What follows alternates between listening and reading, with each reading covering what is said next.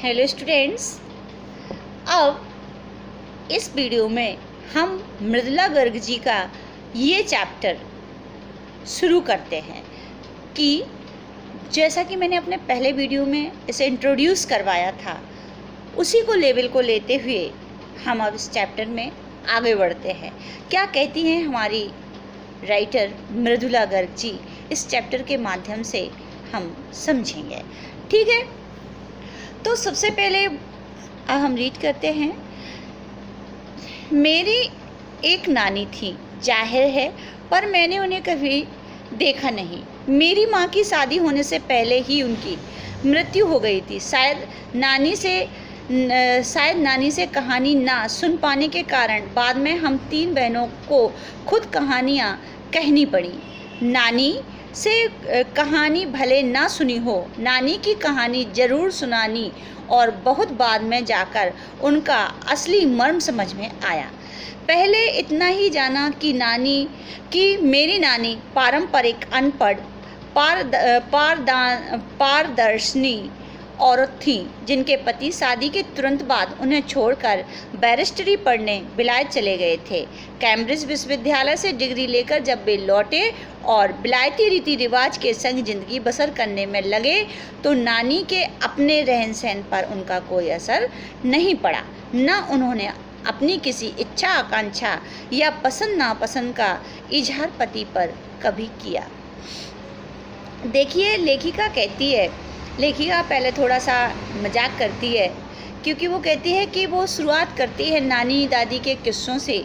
वो कहते हैं मेरी माँ की जब शादी होने से पहले उनकी मृत्यु हो गई थी। एक्चुअली लेखिका ने अपनी नानी को नहीं देखा, क्योंकि लेखिका की माँ जब ख़त्म हो गई थी, जब उसकी माँ की शादी ही नहीं हुई थी, तो बच्चा अपनी नानी को कैसे देखेगा। तो वो यही बात कहती है। तो इसी वजह से वो कहती है कि मैंने ये मतलब एक इस तरीके से मैंने दादी, क्योंकि हम लोग क्या होता है बचपन में दादी नानियों से कहानियाँ सुनते हैं, उन्हें पकड़ के, भाई नानी ये कहानी सुनाओ, उसकी कहानी सुनाओ, वो कहानी सुनाओ। ये सब कहानियों के लिए हम उन्हें परेशान करते हैं। और लेखिका इसी बात में एक चुटीले अंदाज में कहती है कि शायद मैंने उनसे कहानी नहीं सुनी और इसका परिणाम ये हुआ कि मुझे कहानियाँ लिखनी पड़ी। ठीक है, तो वो ये कहती है, आगे वो कहती है कि मैं नानी को पहले वो जो नानी को जिस तरीके से जानती थी, वो कहती है अब मुझे सही बात समझ में आ रही थी कि मेरी नानी आखिर थी क्या।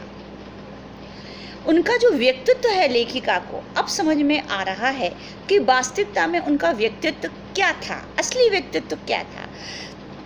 पहले इतना नहीं जाना। मेरी नानी पारंपरिक अनपढ़ और पर्दानशी यानी कि मतलब पर्दा करने वाली, सिर ढक के या मुंह ढक के रहने वाली स्त्री होती है। तो वो इस तरीके से उसकी जो नानी थी अनपढ़, ठीक है, अनपढ़ थी, और कैसी थी, पारंपरिक, जो मतलब परंपराओं को एकदम मानती थी, ट्रेडिशनल थी, ठीक, अनपढ़ थी, और पर्दा प्रथा उनके मतलब उनका मुख्य हिस्सा था जीवन का। और जिनके पति, आगे वो बताती हैं अपने नाना जी के बारे में।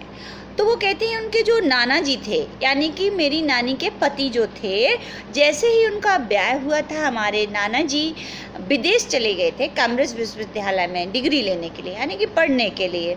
और वहाँ पे जाके उन्होंने पूरा विलायती कल्चर अडॉप्ट कर लिया था। विलायती कल्चर को अडॉप्ट करके हर चीज़ उन्हें विलायती अंदाज ही पसंद आ गया था। ठीक है, तो फिर क्या हुआ इस बात, लेकिन यहाँ आप सोच रहे होंगे कि इंडिया में आके उन्हें प्रॉब्लम्स क्रिएट हुई होंगी। नहीं, लेखिका इसी बात का खुलासा करती है कि मेरी माँ इतनी सुलझी हुई महिला थी कि उनके विचारों का असर ना तो उन पर पड़ा हो, ना उन्होंने परिवार पर पड़ने दिया। ये बहुत ही प्यारी बात है जो लेखिका हमें समझा रही है। हमारे घर परिवार या हमारी सोच पर किसी का अगर कोई चीज़ ऐसी है जो हमें नापसंद है, इसका प्रभाव नहीं पड़ना चाहिए। ठीक है, हम बुरी तो नहीं कह सकते किसी चीज़ को, लेकिन जो हमें नापसंद है उसका प्रभाव हमारे ऊपर, हमें उनसे प्रभावित नहीं होना है। तो वो इसी चीज़ को यहाँ पे उजागर करती हैं। ठीक है, वो कहती है कि उन्होंने किसी बात का असर उनकी बातों का नहीं आने दिया। आगे बढ़ते हैं। पर जब कम उम्र में नानी ने खुद मौत के करीब पाया तो 15 वर्षीय इकलौती बेटी मेरी माँ की शादी की फिक्र ने इतना डरा दिया कि वे एकदम मुहज़ोर हो उठी। ठीक है, तो ये आगे वो कहती हैं आगे क्या प्रॉब्लम्स आएंगी, हम अपना actually next video page number 14 के पैरा नंबर 1 से स्टार्ट करेंगे। तब तक बेटा घर में रहिएगा, सुरक्षित रहिएगा और पढ़ते भी रहिएगा। ओके बेटा, take care, bye, God bless you dear.